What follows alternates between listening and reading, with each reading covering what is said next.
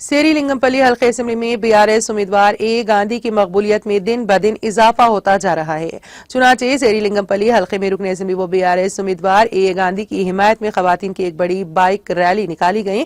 BRS उम्मीदवार गांधी की अहलिया श्यामला देवी, दुख्तर परिणीता, खवातीन कॉरपोरेटर्स मंजुला और रोजा की क़यादत में मुनज़्ज़म करदा बाइक रैली में खवातीन की कसीर तादाद ने हिस्सा लिया।